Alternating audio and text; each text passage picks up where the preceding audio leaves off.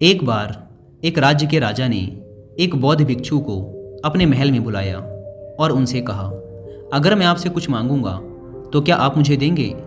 बौद्ध भिक्षु ने कहा, जरूर, बताइए क्या चाहिए आपको। राजा ने कहा, क्या आप मुझे अपना ये भिक्षा पात्र दे सकते हैं? बौद्ध भिक्षु ने बिना कोई प्रश्न किए अपना भिक्षा पात्र राजा के हाथों में दे दिया।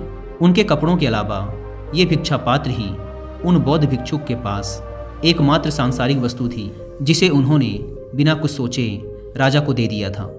राजा ने बदले में बौद्ध भिक्षु को एक बड़ा सा सोने का कटोरा दिया जिसमें चारों तरफ मोती जड़े हुए थे। बौद्ध भिक्षु ने उस कटोरे को हाथ में लिया और जंगल में बनी अपनी कुटिया की तरफ चलने लगे। वे रास्ते से गुजर ही रहे थे कि एक चोर ने उनके हाथ में वो कीमती सोने का कटोरा देख लिया और उस कटोरे को चुराने के उद्देश्य से उनका पीछा करने लगा। बौद्ध भिक्षु ने महसूस कर लिया था कि एक चोर उनका पीछा कर रहा है। उन्होंने सोचा कि इस सोने के कटोरे की वजह से वह चोर उनकी मानसिक शांति को खराब करेगा। साथ ही उस चोर को इस कटोरे को चुराने के लिए काफ़ी मेहनत भी करनी पड़ेगी, इसलिए ये कटोरा उस चोर को ही दे देना चाहिए। जब वे बौद्ध भिक्षु अपनी कुटिया के द्वार पे पहुँचे तो उन्होंने उस कटोरे को कुटिया के बाहर ही फेंक दिया और चुपचाप कुटिया के अंदर चले गए। चोर एक पेड़ के पीछे छिपा ये सब देख रहा था। जब उसने देखा कि बौद्ध भिक्षुक ने सोने का कटोरा कुटिया के बाहर ही फेंक दिया है तो उसने सोचा कि जरूर इस बौद्ध भिक्षु की कुटिया में इससे भी कहीं ज़्यादा कीमती धन छिपा होगा, इसीलिए तो उसे उस सोने के कटोरे की कोई परवाह नहीं। यह सोचकर वो चोर कुटिया के अंदर जाता है। कुटिया के अंदर वे बौद्ध भिक्षुक ध्यान में तल्लीन होते हैं। वो चुपचाप दबे पांव कुटिया के अंदर आता है और चारों तरफ देखने लगता है, लेकिन कुटिया तो एकदम खाली थी।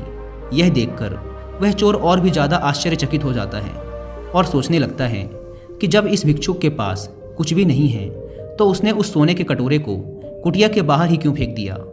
फिर उसने खुद से कहा, इससे मुझे क्या, इस साधु के पास कुछ हो या ना हो, मुझे तो उस कटोरे को लेकर अपने घर निकलना चाहिए। वो कुटिया के बाहर जाकर उस कटोरे को उठाने लगता है कि तभी उसके मन में फिर वही प्रश्न उठता है कि आखिर उस भिक्षुक के पास ऐसा क्या है कि उसे इस सोने के कटोरे की परवाह नहीं और मस्त मौला होकर अंदर बैठा है। उसके अंदर इस प्रश्न का उत्तर जानने की जिज्ञासा बढ़ती जा रही थी, इसलिए वो फिर कुटिया के अंदर जाता है और जाकर बौद्ध भिक्षुक के सामने बैठ जाता है और उनकी आंखें खुलने का इंतजार करने लगता है। थोड़ी देर बाद वो बौद्ध भिक्षु अपनी आंखें खोलते हैं और उस चोर को अपने सामने बैठा देखते हैं। वो उस चोर को देखकर मुस्कुराते हैं और कहते हैं, तो तुम आ गए?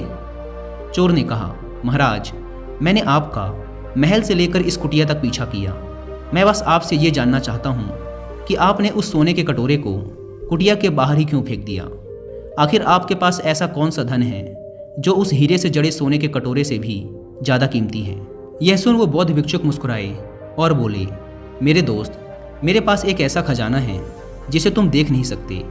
चोर ने कहा, ऐसा कौन सा खजाना है? बौद्ध भिक्षुक ने कहा, मेरे पास ध्यान का खजाना है जिसके सामने दुनिया की सारी दौलत फीकी है। यह सुन वो चोर उन बौद्ध भिक्षुक के पैर पकड़ लेता है और कहता है, महाराज, हो सके तो मुझे माफ़ कर दें। मैं एक लुटेरा हूँ और मैं यहाँ आपको लूटने आया हूँ, लेकिन आप तो एक संत आदमी निकले। आपसे मुझे इस दुनिया की कोई धन दौलत नहीं चाहिए।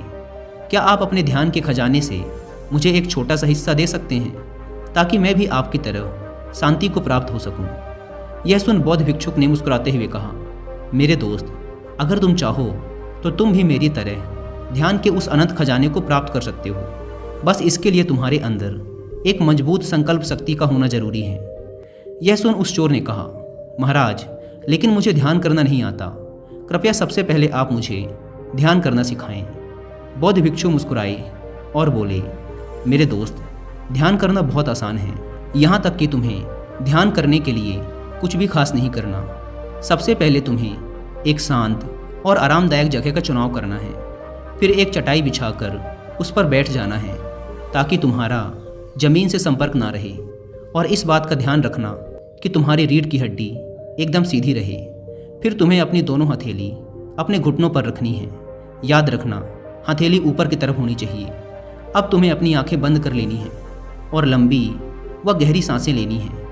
कोशिश करना कि जब तुम सांसें लो तो तुम्हारा पेट सांसों के साथ ही अंदर और बाहर हो। इससे सांसें लंबी और गहरी होती हैं। इसके बाद धीरे धीरे अपनी सांसों को सामान्य अवस्था में आने दो और हर एक आती जाती सांस पर अपना ध्यान केंद्रित करो। कोशिश करो कि तुम सांस के आने जाने रुकने हर एक अवस्था को महसूस कर सको।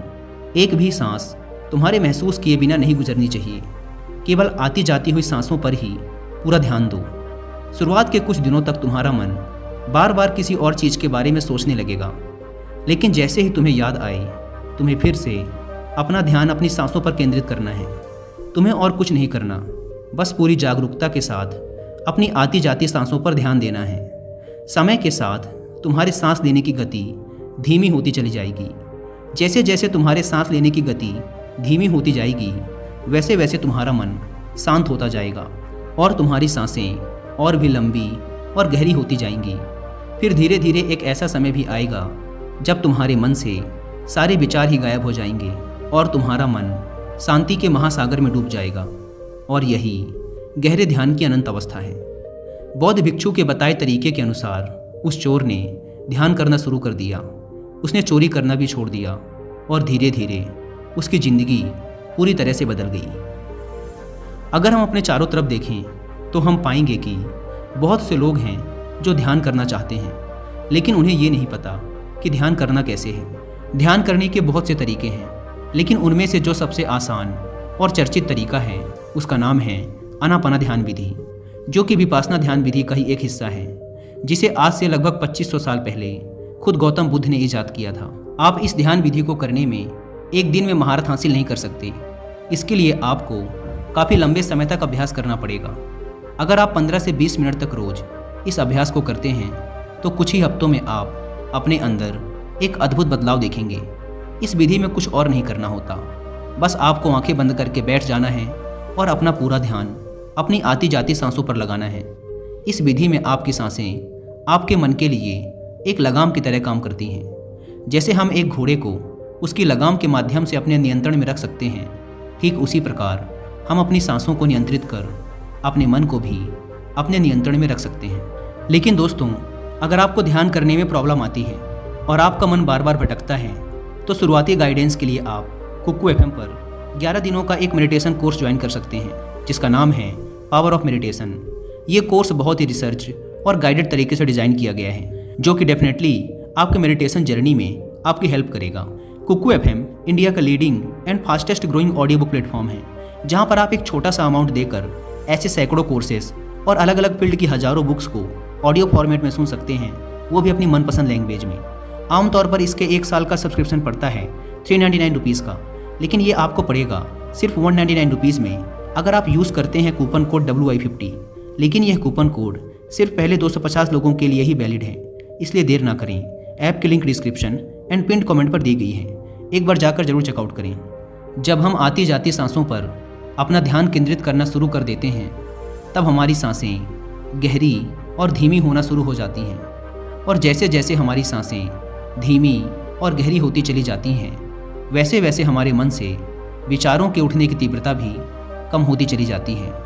और कुछ समय पश्चात फिर एक ऐसी मानसिक अवस्था भी आती है जब हमारा दिमाग एकदम शांत हो जाता है और हम एक अनंत शांति का अनुभव करते हैं। अपनी सांसों पर लगातार ध्यान देने के लंबे अभ्यास के बाद हम अपने आप को अपने शरीर और अपने मन से अलग महसूस करना शुरू कर देते हैं, और यही गहरे ध्यान की अवस्था है। और इसी अवस्था में सारे दुखों का अंत है।